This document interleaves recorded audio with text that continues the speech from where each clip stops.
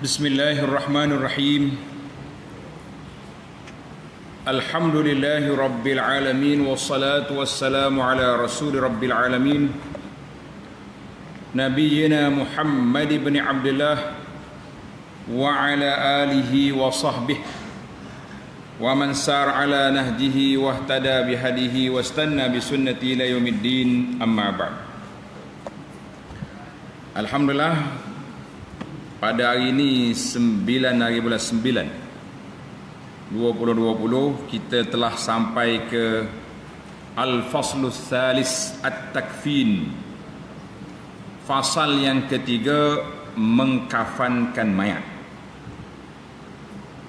Dalam muqaddimah bab ini kita telah bincangkan, para ulama rahimahumullah ta'ala telah meletakkan bahawa tanggungjawab orang yang hidup terhadap orang mati, bila dia mati, 4 perkara kena dilakukan. Yang pertama, apa yang pertama? Mandikan dia. Yang kedua, kafan. 3, solat.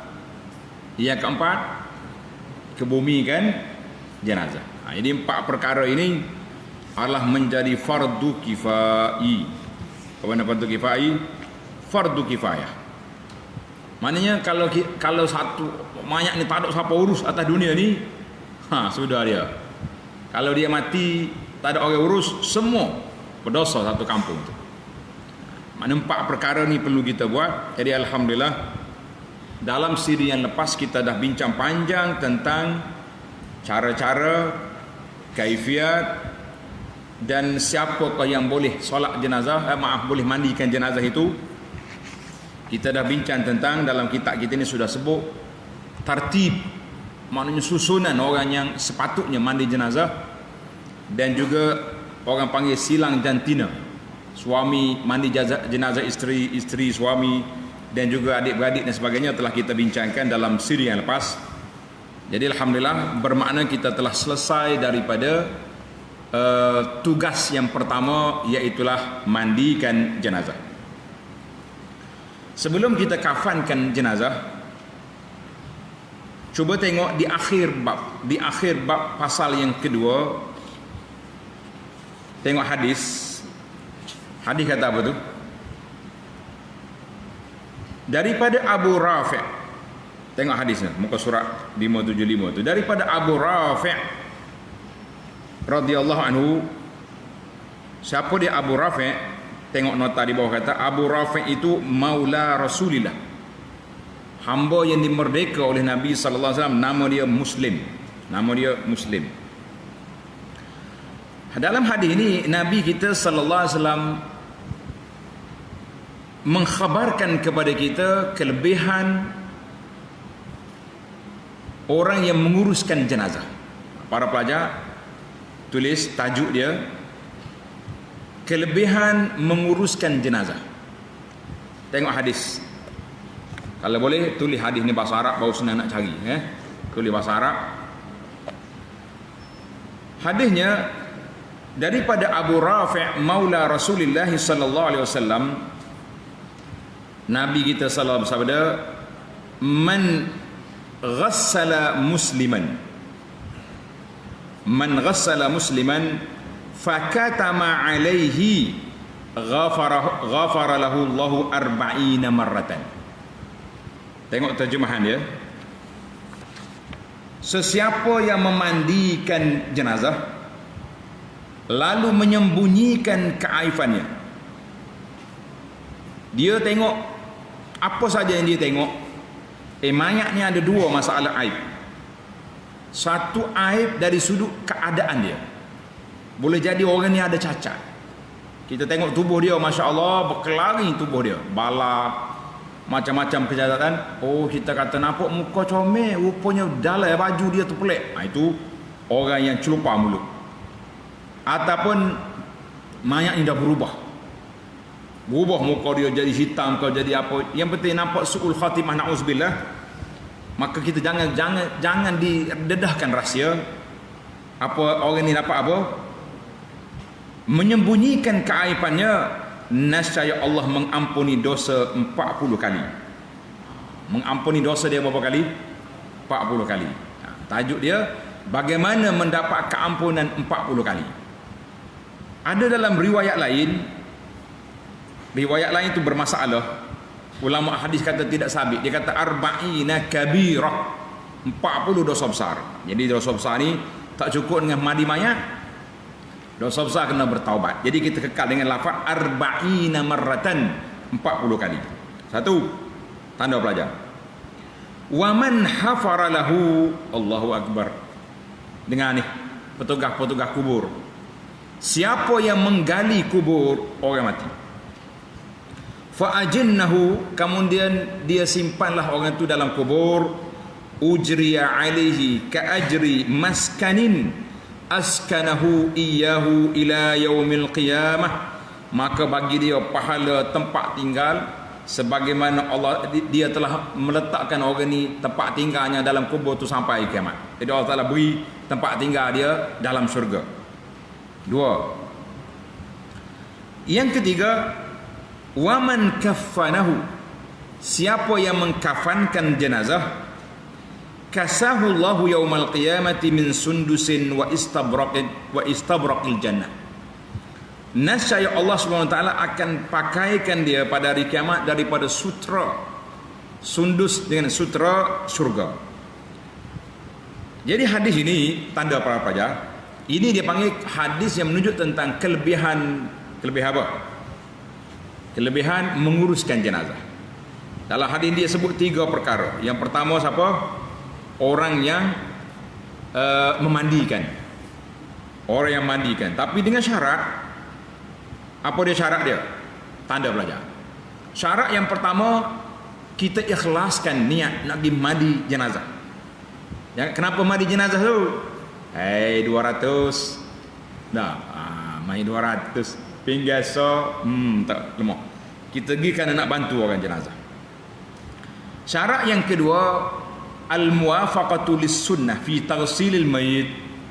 Kita mandi jenazah tadi mengikut sunnah Nabi sallallahu alaihi wasallam, cara yang betul. Mana cara yang betul? Syarat yang ketiga, an yaktuma alaih. Mesti dia sembunyikan rahsia mayat itu. Kalau dia tengok benda-benda yang tak baik, jangan disebarkan sekali-kali. Sebagaimana yang telah kita belajar dalam siri yang lepas. Inilah kata di para ulama hadis. Syarat dia 3 syarat. Adapun waman hadis yang kedua tadi dia kata apa? Siapa dia hafar, siapa dia gali kubur untuk dia, kemudian dia kebumikan orang itu dengan cara baik, mengikut sunnah Nabi sallallahu alaihi wasallam, maka Allah Taala akan beri dia tempat tinggal dalam syurga nanti insya-Allah. Dan yang ketiga, waman kafanahu, siapa dia kafankan jenazah, Allah Taala pakaikan dia sundus wa istabraq al-jannah, sutera syurga. Hadis ini sebagaimana dalam kitab kita, tengok nota kaki kata hadzal hadis rawahu al-Baihaqi wal Hakim wa qala sahihun ala syarti Muslim, sahihun ala syarti Muslim. Maka ulama hadis, penilaian hadis ini ada berbeza-beza pandangan. Seperti Al-Imam Az-Zahabi mengatakan isnaduhu jayyid, sanad dia baik. Dalam Sahih At-Targhib mengatakan hadis ini sahih. Hadis ini sahih. Dalam Syekh Syu'aib Al-Arnawi juga mensahihkan hadis ini. Cuma ada lagi ulama-ulama lain seperti Ibnu Jauzi dan lain-lain mengatakan hadis itu dhaif. Wallahu alam, itu dari sudut sanad. Yang kita naknya insya-Allah fadlullahi wasi', limpah Allah Taala itu sangat luas, maka kita kata hani'an lakum, tahniahlah kepada para pengurus jenazah, sama ada tukang mandi jenazah, tukang kafan jenazah, tukang gali kubur jenazah, yang melakukannya dengan cara yang telah kita sebut 3 cara. Yang pertama ikhlas, yang kedua mengikut sunnah Nabi sallallahu alaihi wasallam, yang ketiga apa dia, sembunyikan kalau ada perkara yang tak baik. Samalah orang hak tukang mandi pun kena sembunyi, Orang yang gali kubur pun kena sembunyi, jangan duduk sibuk. Saya gali kubur dia tu tadi pelik, bau busuk, tak ada apa-apa lagi. Jadi jangan duduk saya. Kalau bau tutup ya hidung, jangan cakap kurang. Kan? Ataupun waktu saya gali kubur tadi ada nampak, yang penting jangan diceritakan orang. Ini setengah orang ni cerita juga. Saya kapan mayat tadi pelik, apa dia? Macam tak cukup kain. Macam-macam lah cerita sehinggalah masuk dalam satu majalah yang kerja dia duk korek benda-benda yang pelik. Jadi alhamdulillah itu penjelasan kepada hadis yang telah disebut tentang siapa dia nak pahala 40 keampunan, apa dia 40 kali diampunkan dosa dia, maka mandilah jenazah dengan cara yang baik. Baik, kita pindah kepada tajuk kita pada kali ini, at-takfin, mengkafankan mayat. Kelebihannya sudah kita dengar tadi. Sesungguhnya mengkafankan mayat fardu kifayah. Fardu kifayah. Maknanya kalau tak ada siapa dia kafan mayat ni berdosa habis orang, kan? Dan tidak disyaratkan dilakukan oleh orang mukallaf. Boleh juga. Sekiranya mayat dikafani oleh anak kecil, maka terhasil pengkafanan itu kerana telah wujud maksudnya. Budak-budak mari dulu ikat kafan boleh je. Kain kafan hendaklah dari jenis yang diboleh bagi mayat memakainya sekiranya dia hidup. Jadi apa jenis mayat boleh pakai? Laki-laki lain, perempuan lain. Maka laki-laki mukallaf tidak dikafani dengan kain sutera, dan boleh bagi anak kecil dan orang gila. Na'udzubillah. Jadi orang gila yang boleh pakai sutera, kanak-kanak. Sebagaimana boleh dikafani wanita dengan sutera dan kain yang dicelup dengan za'faran, mana ada warna, itu mana celup za'faran itu. Tetapi ma'al karahah, perbuatan itu makruh, maknanya dibenci oleh syarak. Jadi kalau dah benci buat apa nak buat, kita buat yang sunnah sudah, kan, dengan kain kafannya, dengan warna putihnya, dengan kain yang harga biasa-biasa saja. Jangan duk boros ataupun mewah-mewah, kerana tidak ada faedahnya kain mewah itu. Muka dengan nakir akan tanya soalan, dia bukan tengok kain. Maka nak ambil mana dia punya harga kain? Pengkafanan diambil dari pusaka peninggalan mayat. Jadi kita boleh ambil daripada peninggalan mayat.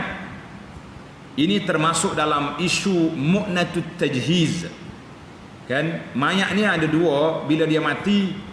Yang pertama sekali, sebelum kita buat benda lain, kita boleh ambil mu'natut tajhiz, dia panggil belanja pengurusan jenazah. Yang pertama tadi, beli kain kafan, suruh orang mandi dia, suruh orang gali kubur, itu boleh. Suruh orang bayar salat jenazah, tidak ada bayaran. Berdasarkan sabda Rasulullah sallallahu alaihi wasallam mengenai seorang lelaki yang pakai ihram yang terjatuh dari untanya, yang kita dah bincang dalam siri yang lepas, Nabi kata kaffinuhu fi thawbaihi, kafankanlah dia dengan dua helai pakaian. Cukup. Hadis ini rawahul Bukhari wa Muslim.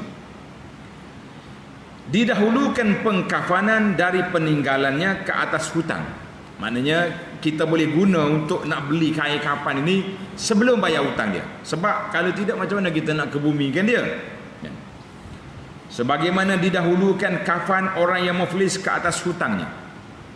Sekiranya sebahagian ahli waris meminta mengkafaninya dari hartanya dan yang lainnya menolak.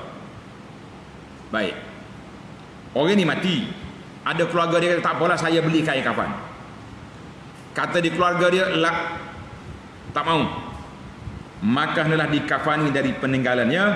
Jadi kita kena beli kain kafan itu daripada harta yang ditinggal oleh mayat, sehingga ahli waris tidak mengeluarkan biaya pengkafanan dari hartanya. Jadi tak payah, ni masing-masing nak kafan, tidak perlu. Ini kerana itu kita kata, kalau ada keluarga kita mati, orang nak sedekah kain kafan, eloknya kita ambil duit, kita beli sendiri kain kafan itu, tak usah duduk ambil hak orang. Dan kafan isteri, kos pemandian dan pengkebumiannya ke atas suami. Tak kira masa hidup yang mu kena tangguh dia, mati pun suami kena uruskan. Kerana suami yang menanggung pakaiannya semasa hidup, maka wajib menanggung kafan dan kelengkapannya selepas mati. Jika wanita tidak mempunyai suami, wanita ni tak ada suami, dia panggil armalah, janda, ibu tunggal ataupun tak pernah kahwin contohnya, maka dikafani dari hartanya sendiri. Jika tidak mempunyai harta, maka kafannya ke atas orang yang menanggung nafkahnya. Siapa dia? Wali dia. Diiktibarkan dengan pakaian semasa hidup. Jika mayat tidak mempunyai harta dan tidak ada orang yang menanggung nafkahnya, maka belanja tajhiz, tanda pelajar, pengurusan. Tajhiz makna pengurusannya dari baitul mal, daripada harta kerajaan, seperti nafkah. Sekiranya berwasiat, tanda kita baru ni.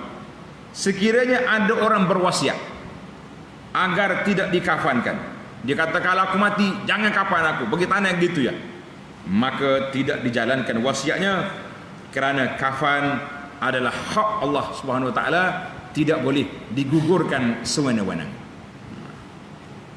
Baik, sekarang ini kita berpindah kepada berapa helai kain kafan. Sekurang-kurang kafan yang dituntut ialah wajib membalut mayat dengan sehelai kain yang menutupi aurat bagi lelaki dan wanita. Mana paling kurang, kalau kita kata negara terlalu miskin, dalam keadaan susah gawat sangat, peperangan ke pandemik ke apa benda, orang mati ramai-ramai, maka kita kena kafankan mayat itu satu lapis. Dan sunat seluruh tubuh, kena kafan seluruh tubuh kecuali kepala bagi orang yang memakai ihram, dan muka bagi wanita yang dalam ihram. Mana kalau orang itu mati dalam keadaan ihram, maka kita tinggal kepala dia dengan muka wanita. Itu dia panggil aqallut takfin. Aqallu at-takfin. Adapun kafan yang sempurna dan lebih afdal, maka berbeza antara lelaki dengan wanita. Jika lelaki baligh atau anak kecil atau memakai ihram, maka dikafani dengan 3 lapis kain. Jangan. Sarung yang diikatkan pada pinggang dan 2 lilit pada seluruh tubuhnya, atau 3 lilitan, mana kita balut dia semua sekali. Seperti mana yang diriwayatkan oleh Sayyidah Aisyah radhiyallahu anha. Aisyah kata apa? Tengok hadis ni jelas ni. Qalat kuffina Rasulullah sallallahu alaihi wasallam fi 3 aswabin bid suhuliyah laisa fiha qamisun wala imamah. Tanda hadis ni. Kata di Aisyah radhiyallahu anha, Rasulullah sallallahu alaihi wasallam dikafankan dengan 3 lapis kain tenun putih. Kain yang berwarna putih yang diperbuat daripada kapas, tanpa ada baju ataupun serban. Dia tak pakai baju, tak pakai serban, dia balut jasad yang mulia dengan kain kafan. Hadis ini, tanda pelajar-pelajar, hadis Aisyah ini rawahul Bukhari wa Muslim. Rawahul Bukhari wa Muslim. Baik. Iaitu dan boleh juga 4 dan 5 lapis. Maknanya sempurna ada 3 lapis. Tapi kalau kita rasa nak buat 4 lapis, boleh. Dan juga 5 lapis. Dan ia tidak makruh. Adalah kita kata tidak makruh. Pasal apa tidak makruh? Manakah dalil 5 lapis ni tidak makruh? Tengok hadis dia. Padanya baju dan serban. Tengok hadis Aisyah yang sahih, laisa fiha qamisun wala imamah. Tak ada baju, tak ada serban. Siapa dia? Jasad yang mulia Rasulullah sallallahu alaihi wasallam. Tapi ada ulama kata boleh kita pakai baju dengan serban. Letak di mana? Letak di mana baju dan serban itu? dan boleh diletakkan di bawah lilitan. Mana kita baju dulu, pakai serban, baru kita lipat, bungkus dia dengan kain kafan. Nak ambil mana dalil ni? Tanda pelajar. Kerana perbuatan Abdullah bin Umar radhiyallahu anhuma, Abdullah anhuma kana adalah kafin, mengkafankan, tidak tulis dikafankan dia. Apa ni? Abdullah bin Umar dia telah mengkafan keluarga dia dan anak-anak dia fi khamsati aswab, pada 5 pakaian. 5 pakaian. Adanya baju. Maka sini khilaf betul kan. Tengok nota di bawah. Asar Ibnu Umar ni rawahu al-Baihaqi. Maka iaitu balutan baju dan serban. Maknanya 3 helai kain capung ke baju 1, 4, serban 5. Jadi itu jadi 5. Kerana pakaian orang hidup yang lebih sempurna ialah 5 helai, iaitulah 2 baju, seluar, serban dan selendang, dan makruh melebihi daripada itu. Para pelajar sekalian, bila kita tengok dalam masalah ini, kan, masalah pakai serban kepada mayat dengan pakai baju ni macam mana? Tengok huraian yang telah dihuraikan oleh Al-Imam Nawawi rahimahullahu taala dalam hadis syarah Sahih Muslim. Syarah Sahih Muslim kepada hadis Aisyah. Qala An-Nawawi rahimahullahu taala wa qauluha, kata Aisyah, misun wala imamah. Mana dalam kafan Nabi sallallahu alaihi wasallam tidak ada baju dan tidak ada serban. Maknanya tidak dipakaikan baju dan tidak juga serban, cuma dikafankan dengan 3 helai kain sahaja. Tidak, itu je ada.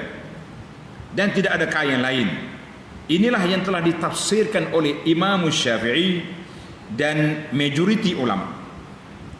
Kata Nawawi, wa huwa as-shawab alladhi yaqtadihi zahirul hadis. Inilah yang benar berdasarkan pada hadis ini, bahawa tidak ditambah lagi lebih daripada 3 tadi, tidak ditambah dengan baju dan serban. Wa qalu, ada juga ulama kata sunat juga, alla yakuna fil kafan qamis wala imamah. Jadi ulama kata wa yustahab, sunat tidak ditambah baju dan juga serban. Wa qala Malik, Imam Malik dan Abu Hanifah, dan juga sebagai daripada ulama Syafi'i, seperti dalam kitab kita kata tadi, dia kata apa? Yustahab, elok kita tambah lagi baju dengan serban. Wa ta'awwalul hadis, mereka menghuraikan hadis ini, maknanya laisa, tengok, laisa fiha qamisun wala imamah, tidak ada dalam kain kapan itu baju dengan imamah, maknanya tidak termasuk dalam 3 helai itu, maknanya jadi 5. Qala An-Nawawi rahimahullahu taala, wa inna ma huwa hadza dha'ifun. Ini kata Nawawi, pandangan ini dhaif, falam yasbut annahu sallallahu alaihi wasallam kufina fi qamisin wa imamah. Mana Nabi kita sendiri dikafankan dengan baju dan juga dengan serban. Wallahu alam. Cuma ada khilaf lagi dalam masalah pakai baju ni. Walaupun yang baiknya, yang terbaiknya kita tidak dipakaikan baju, tapi ada juga yang kenapa mereka kita kata bukanlah satu peringkat yang dilarang, cuma yang baiknya tidak dipakaikan. Sebab ada hadis nanti kita akan tengok, iaitulah hadis ketika matinya Abdullah bin Ubay bin Salul. Tanda sikit kita biar habis kita punya maklumat. Ketika matinya Abdullah bin Ubay bin Salul, jaa ibnuhu ila Rasulillah, anak dia mari jumpa dengan Nabi sallallahu alaihi wasallam. Faqala a'tini qamisaka ya Rasulullah, beri kepada saya baju Rasulullah. ukaffinuhu fi, aku nak letak dalam kafan ayah dia. Fa'atahu iyah, maka Nabi SAW beri. Kata di para ulama, hadis ini menunjukkan harus, kalau kita nak pakai baju pun boleh, la ba'sa bihi. Tetapi yang Allah Ta'ala pilih untuk Nabi SAW tidak ada baju dan tidak ada kafan. Wallahu alam. Maka katalah Imam Nawawi kata itu yang terbaik. Dan kalau tambah juga, jangan kata tak boleh ni, sebab kita kata ada. Mana kalau benda tu tak boleh, tentulah sekali Nabi kita larang kepada anak, kepada Ibnu Ubay, jangan ambil baju aku, tak boleh. Ini Nabi kita tidak larang. Wallahu a'lam. Baik, tamat satu perbincangan. Kita berpindah pula kepada kafan wanita. Jika wanita lebih afdal 5 helai. Itu untuk laki-laki, yang afdalnya 3. Untuk wanita afdal 5 helai untuk menambahkan penutup pada dirinya, iaitulah sarung, tudung, baju dan 2 lilitan kain kafan. Dan makruh melebihi daripada itu. Lebih pada itu makruh, mana tak baik. Kafan bagi lelaki 3 lapis kain yang sama. Tiap lapis menutup seluruh badan kecuali kepala bagi orang yang pakai ihram. Jika kafan itu 5 lapis ditambahkan baju jika dia tidak memakai ihram. Kalau pakai ihram jangan tambah, haram. Dan serban di bawah lilitan kain. Sebagaimana pengikut perbuatan Ibnu Umar tadi. Perbuatan siapa? Tanda pelajar. Bukan Umar, Ibnu Umar tambah. Mana kalau kita nak ikut perbuatan Ibnu Umar dia pakai baju dengan serban kepada anak dia. Kita kata adalah sandaran di situ, insya-Allah. Adapun orang yang memakai ihram, maka tidak dipakaikan pakaian berjahit dan tidak ditutup kepalanya. Kafan bagi wanita 5 lapis. Bagaimana cara dia? Tengok. Mula-mula sarungnya yang diikatkan di pinggang. Kita pakai kain dia dulu. Macam makcik-makcik pakai kain sarung itulah. Kan? Biasanya kain sarung pun dia tak pakai kain batik Jawa. Dia tak pakai kain kembang, dia pakai kain yang dibuat daripada kain kapan juga, warna putih juga. Gitu. Jangan salah faham pula. Rupanya ada boleh pakai kain sarung ni. Jadi nampak main kain sarung batik Jawa pula kita lah. Kain yang dibuat daripada kain kapan juga, warna putih. Yang menutupi kemaluan sehingga bahagian bawah tubuhnya, pakai kain. Kemudian tudung yang ditutupkan di kepalanya, pakai telekung dia. Masya Allah, Makcik Haji nak berjalan jauh ni kan, masuk dalam kubur. Baju yang menutupi bahagian atas tubuh hingga ke sarungnya, macam baju kurung telah kita pakai. Dan 2 lilitan yang kedua-duanya, 2 lilitan tu kain kafan yang menutupi seluruh tubuhnya. Kerana Nabi SAW menyuruh mengkafankan putrinya Ummu Kalsum radhiyallahu anha dengan yang demikian. Itu sandarannya. Nabi suruh orang mati mayat anak dia supaya buat sedemikian. Hadzal hadis rawahu Abu Dawud. Jika wanita memakai ihram, maka wajib dibuka mukanya seperti kepala lelaki. Tanda pelajar, ihram wanita di muka, ihram lelaki di kepala. Jadi wanita kena tutup kepala, jangan buka. Tulis tepi warna kafan. Tulis tajuk warna kain kafan. Disunatkan kain kafan itu berwarna putih. Sunat kain kafan warna putih, jangan duduk tulis apa-apa je. Berdasarkan hadis Ibnu Abbas, berdasarkan hadis Aisyah radhiyallahu anha tadi. Kan? Aisyah kata apa tadi? Ni, salasatu aswabin bid suhuliyah. Mana kain putih, jenis kain lah suhuliyah tu daripada Yaman katanya. Itu berdasarkan kepada hadis Aisyah.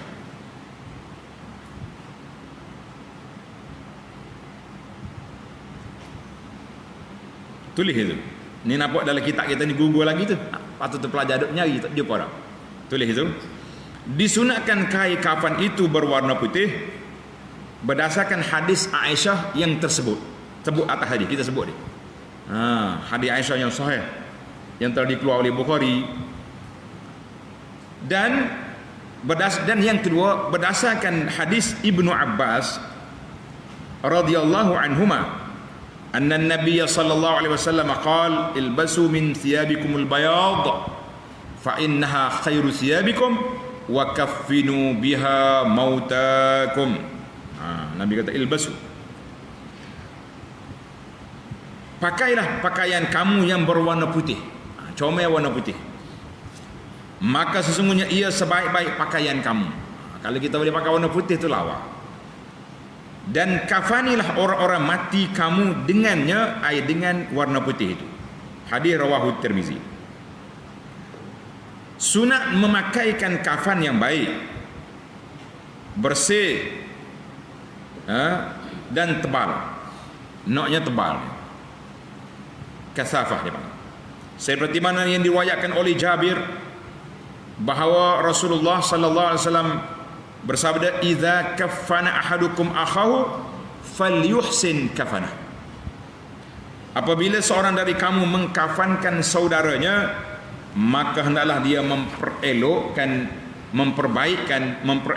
kafannya. Jangan duk main kai hok baru dak, kai comel, warnanya murah, harganya murah, warnanya putih, cukup. Jangan duk mewah-mewah kan. Hadis Jabir ini tengok nombor 2 rawahu Muslim. Makruh tulis itu, tidak baik, dilarang al-mughala, berlebih-lebih dalam kain kafan. Berdasarkan hadis yang diriwayat oleh Sayyidina Ali radhiyallahu anhu, sabda Nabi sallallahu alaihi wasallam, la tughalu fil kafan fa innahu yuslabu salaban sari'an. Jangan kamu berlebih-lebihan dalam menggunakan kain kafan, maka ia akan segera rusak. Buat membazir je, buat apa banyak. Hadzal hadis rawahu Abu Daud bi isnadin hasan. Ada ulama kata, tengok nota di bawah, tak ada ni, penterjemah tak tulis. Tengok nota, tambah nota dia. Maksud dianya, la tughalu, jangan kamu berlebih-lebih, jangan lebih daripada 5 helai kain, termasuk baju ataupun kain tadi, jangan lebih. Sebab apa? Karena dia sangat cepat cari, rusak, luntur, macam-macam lah duduk dalam tanah kan. Kecuali orang yang terpilih oleh Allah Ta'ala, dia mati baru berapa puluh tahun, 100 tahun, kapan dia tak rusak sebagaimana tak rusaknya tuan dia. Jadi kain kapan dia ikut tuan. Jadi tak perlu kita mahal-mahal membazir itu. Dan juga berdasarkan kepada hadis Jabir, sunat memberi wangian. Kita wangikan kain kafan itu sebanyak 3 kali. Dia panggil al-bukhur. Mana bukhur ni kita pasal kemian hok bau sedap tu, lepas tu kita buat lalu kain kafan tu biar kak bau. 3 kali lalu. Berdasarkan hadis Jabir bahawa Rasulullah sallallahu alaihi wasallam bersabda,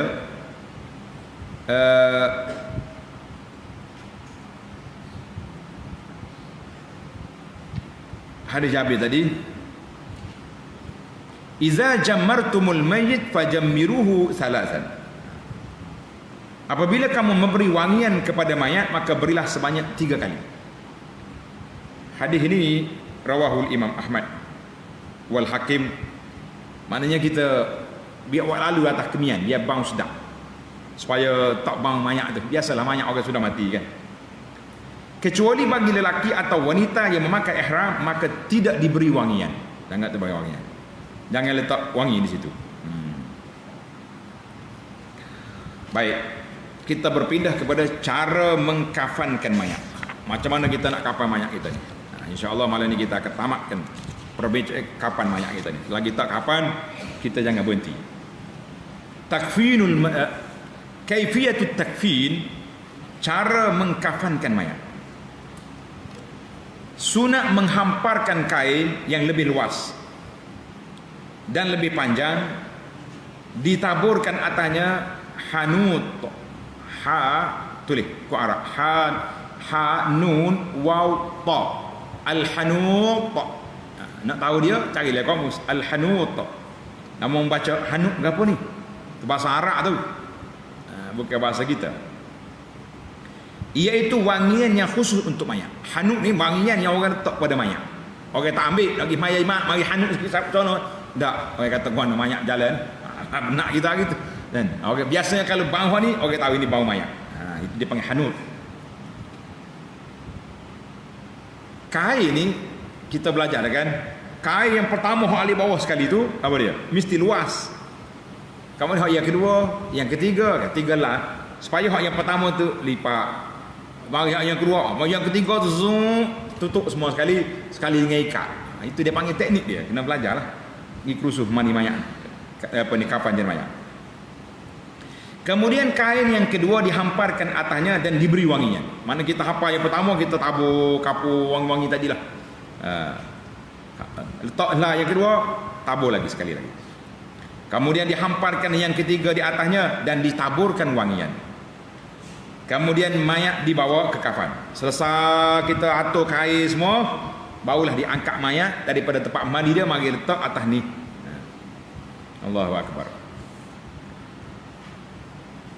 Diletak di atas apa ni? Dengan tertutup. Diletakkan atas kafan dengan terlentang. Kemudian diletakkan hanut atas kapas. Lalu diletakkan antara dua pangkal pahanya sehingga menutup lingkaran dubur untuk menahan sesuatu yang keluar. Mana letak kapas itu bawah. Takut ada benda-benda hak lekat lagi dalam perut yang tak keluar tadi. Kalau keluar pun lekat situ. Dan tidak dimasukkan kapas ke dalam lubang dubur. Jangan. Letak situ ya. Kemudian diikat. Kemudian diletakkan kapas yang sudah diberi wangian pada mulut, hidung, lubang hidung. Kita tengok, pernah tengok tak? Atuk kau nenek mati pun tengok. Kau orang letak kapas sini, letak sini. Telinga, luka-luka kalau ada luka, letak juga kapas tu untuk menghalang serangga atau maut. Kemudian diletakkan kapas bersama wangian pada anggota-anggota sujud. Allahu akbar, mulianya anggota sujud, iaitu dahi, hidung, batin tapak tangan ni. Dari tapak tangan kita, di atas lutut dan tapak kaki. Kerana anggota-anggota itu mulia dengan sujud, maka dikhaskan dengan wangian. Kemudian diberi wangian seluruh tubuhnya. Berdasarkan perkataan Ibnu Mas'ud radhiyallahu anhu. Ibnu Mas'ud kata apa? Qala Ibnu Mas'ud yutatabba'u bit-tibi masajiduhu. Ini dalil dia. Yutatabba'u bit-tibi masajiduhu wa ahabbu an yutayyaba jami'u badanihi bil kafur li'anna dhalika yuqawwi al-badan. Ini sebab dia. Kata Ibnu Mas'ud radhiyallahu anhu, diletakkan wangian pada anggota-anggota sujudnya, dan aku suka jika diletakkan kapur barus pada seluruh tubuh, kerana yang demikian menguatkan tubuhnya, tidak cepat hancur, kuat tubuh dia tu. Asar ini diriwayat oleh Al-Baihaqi. Tanda pelajar, kalau dia kata asar, maknanya itu kata-kata sahabat. Kalau hadis, itu daripada sabda Nabi SAW. Kena tanda lah istilah tu. Asar dari mana? Kata-kata sahabat. Hadis dari Nabi.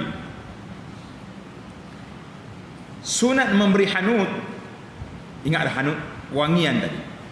Kepala dan janggutnya dengan kapur barus, seperti yang diperbuat oleh orang yang hidup.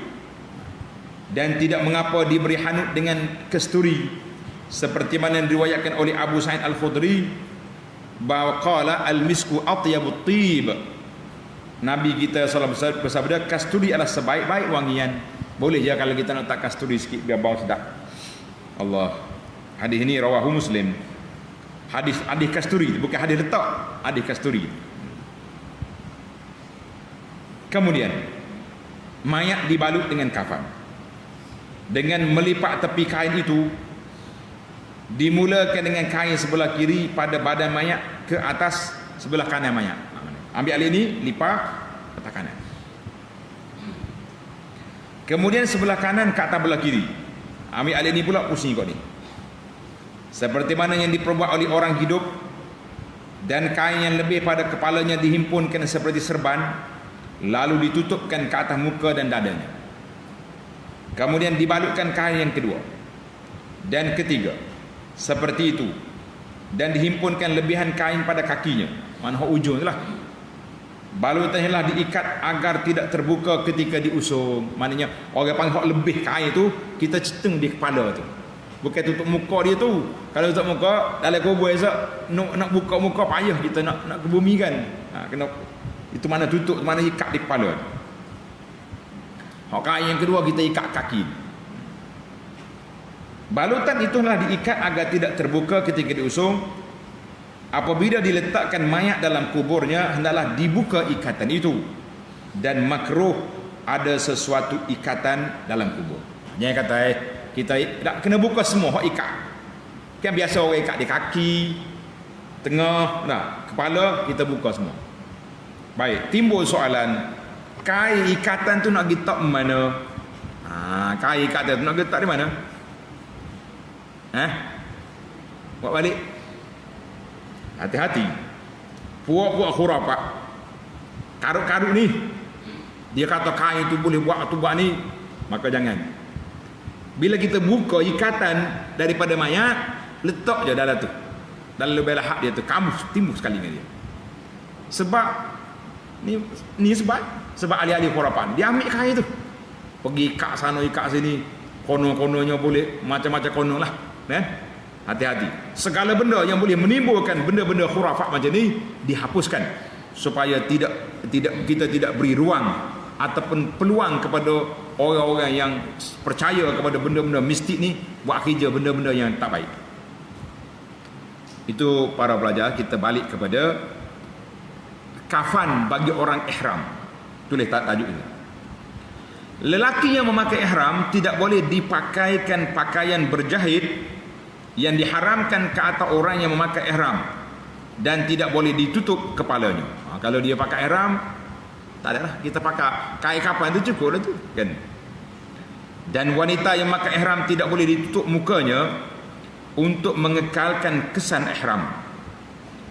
Sebagaimana haram meletakkan wangian bagi orang yang memakai ihram, sama ada lelaki atau perempuan, sama ada wangian itu pada tubuh, kafan atau pada air mandiannya.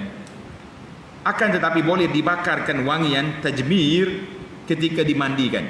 Boleh kita bakar kemian tu supaya tak bau benda lain. Jika diberikan wangian atau dipakaikan pakaian berjahit, maka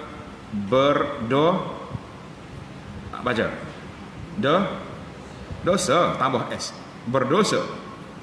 Ini masalah kita ni anak selalu peringatkan pelajar, tak boleh nak percaya 100% kerana banyak salah syaitan. Berdosa pelakunya dan tidak dikenakan fidyah katanya. Jangan pergi bayar dam pula. Bayar apa ni? Mayat tadi kita pergi pakai kain. Ya, mayat laki-laki pakai ihram. Lah, tidak ada dam, cuma kita istighfar, astagfirullah. Adapun wanita, dengar ni. Wanita al-mu'taddah. Wanita dalam iddah dan berkabung. Kan wanita yang berkabung, wanita yang kematian suami tidak boleh berhias, kan? Tak boleh pakai berhias, bercelak, tak boleh pakai gincu, tak boleh pakai keni lutung, apa lagi?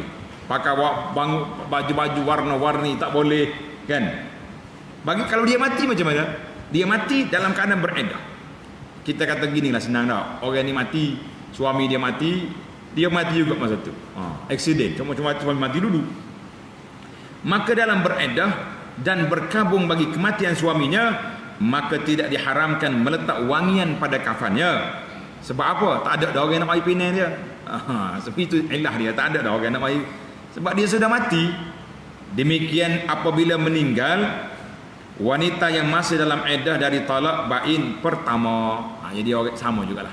Manakala orang wanita dalam iddah al-ihdad, berkabung ataupun dalam iddah talak, maka tidak dilarang untuk kita wangikan dia ketika dia sudah menjadi mayat.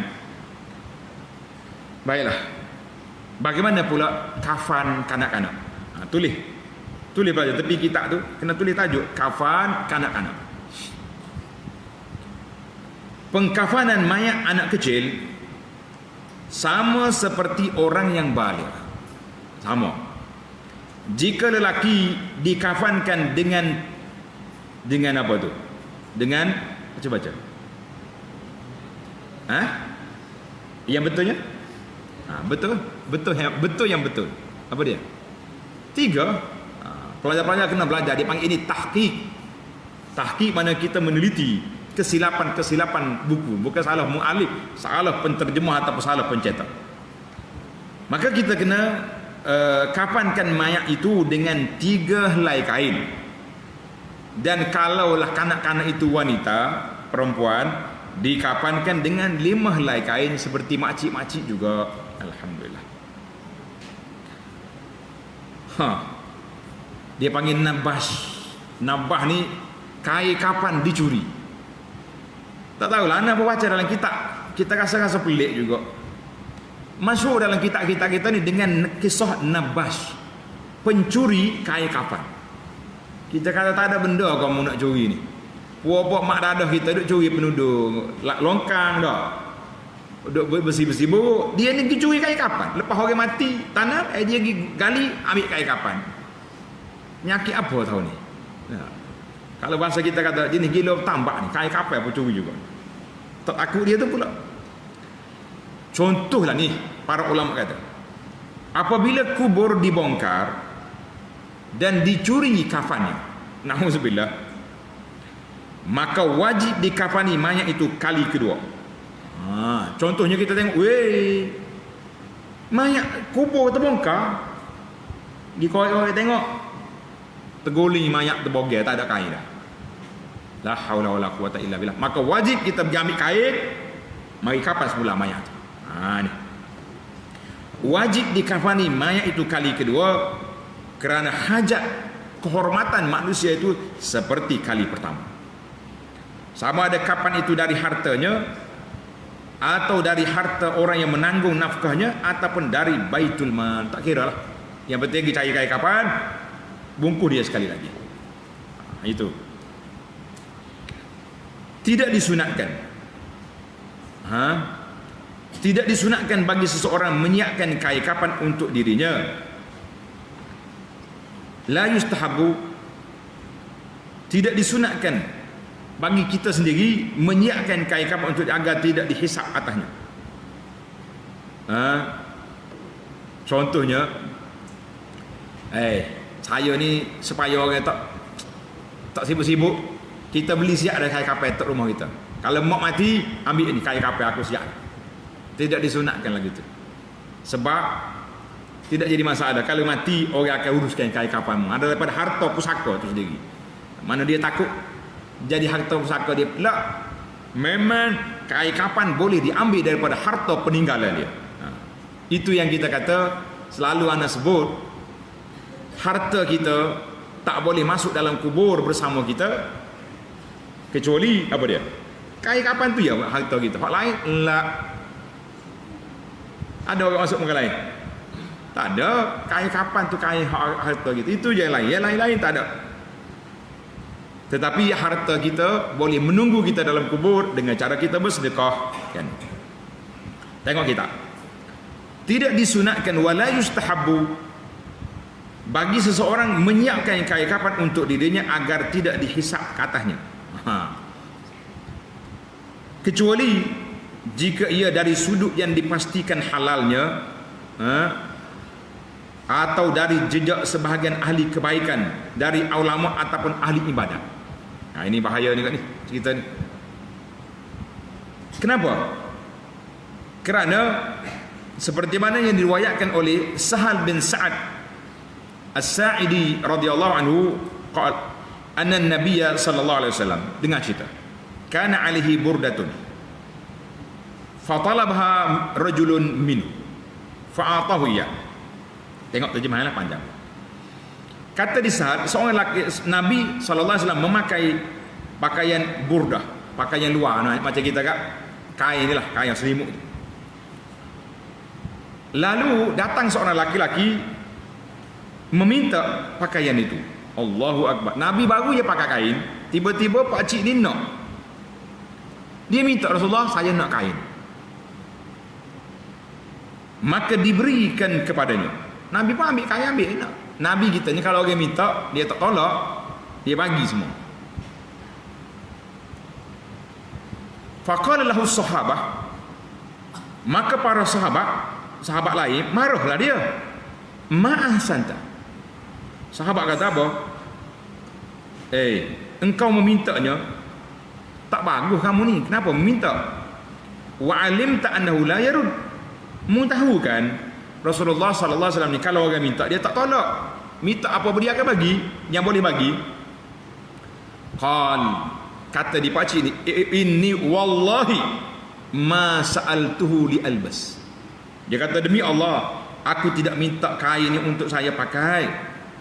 Innama sa'altu liyakuna kafani.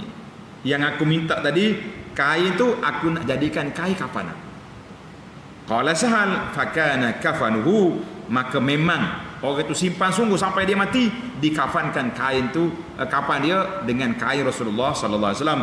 Hadis ini riwayat Imam Bukhari. Cuma macam mana tanda para pelajar, kita bimbang hari ini takut jadi satu budaya trend. Bila kita jumpa Tok Guru pakai kain, Tok Guru minta kain. Menurut apa? Nak kain kapan? Ambil berkat Tok Guru. Penak kita. Kita kena ingat, kita tak bolehlah nak kias dengan Nabi SAW. Nabi itu semua barang dia berkat. Kain dia, pakaian dia, termasuk air ludah dia pun berkat. Tapi yang ori, bukan gambar-gambar macam kita ni. Oh, nak suruh berkat Nabi ni, ambil gambar capa tepek atas kepala. Tu gambar tu tak jadi apa tu. Nah, ambil macam-macam benda kita kata. Replika lah. Hak asli, hak Nabi sallallahu alaihi wasallam itu ada barakah. Tapi kalau orang lain, ustaz ke pak imam ke tok haji mana-mana, kita kata kalau nak ambil berkat tak usah bagi. Siapa kita? Cara mananya berkat kita ni? Perlu kita busuk bangang tak usah duduk apa ni lah. Tapi kalau nak ambil buat kenangan boleh ya. Nak ambil buat kenangan boleh. Contohnya dia tengok ustaz ni comel kain serba dia ni. Saya macam minta aku tak ui malam. Nah. Oh lawalah ustaz kain serba tu. Saya ni Allah nak jumpa dengan syekh ni lama dah. Bila mari ni nak minta lah sikit kenangan, tak siapa ambil kain serba dia ambil tak lah kepala. Boleh sebagai kenangan. Tapi jangan kata oh ni berkat ni bawa kain serba ni masuk dalam kubur kat garanti malaikat tak mari tanya. Lah. Tidak ada garanti dalam masalah ini kan. Jangan buat. Biasalah kadang-kadang sahabat-sahabat kita ni dia mari dekat, lawa kain serba ustaz tu beli mana Kalau 3 kali tanya tu sah dah tu nak kita ambil terbetok atas kepala dia, ambil lah buat balik. Betul lagi tu pakai banyak kali dah. Boleh lah minta dah. Jadi masalah barakah at-tabarruk, tanda pelajar at-tabarruk bi asarin nabi, mengambil berkat dengan semua barang-barang Nabi sallallahu alaihi wasallam itu dibenarkan. Ulama kita Ahlus Sunnah mengatakan boleh kita ambil, tapi yang betul lah. Jangan ambil gambar mereka duduk gosok-gosok lah, tak usah main lagi tu. Adapun orang lain, makhluk-makhluk lain selain daripada Nabi sallallahu alaihi wasallam itu, maka tidak ada jaminan. Tidak, walaupun ada dalam kitab ni ada sebut, kitab-kitab lain kata boleh ya kita ambil ulama-ulama yang salihin, kita kata orang lain Nabi sallallahu alaihi wasallam yang telah diberkati oleh Allah azza wa jalla. Jadi jangan jadi satu budaya nak minta-minta kain nak letak dalam kain kafan, tak perlu. Siapa dia nak suruh kain kafan dia molek, nak suruh kain kapan dia tahan lama, nak suruh tubuh dia tidak hancur, buat ibadat yang baik-baik, insya-Allah Allah Taala beri karamat, kemuliaan, orang-orang ni mayat dia tidak hancur. Tapi zalika fadlullah yu'tihi man yasha, siapa orang itu? Orang itulah yang dipilih oleh Allah azza wajalla. Jangan pula kita tengok tok guru kita mati, kita pergi korek kubur, hancur. Tok guru tak berkat lah, belum tentu. Nah, kadang-kadang kita tengok mayat orang ni tak hancur. Oh, dia ni wali besar, akhir kali kubur dia jadi macam bangunan, jadi masjid, pakai gitu, gosok lah. Jangan main-main. Itu semua boleh membawa kepada khurafat. Nabi kita sallallahu alaihi wasallam sudah marah kepada, Nabi kata la'anallahu al-yahuda wan nasara ittakhazu qubur anbiya'ihim masajid. Allah Taala laknat Yahudi dengan Nasara karena mereka telah menjadikan kubur nabi-nabi mereka sebagai binaan masjid. Jangan buat. Jadi itu perhatian yang sangat penting untuk para pelajar kita mengambil perhatian.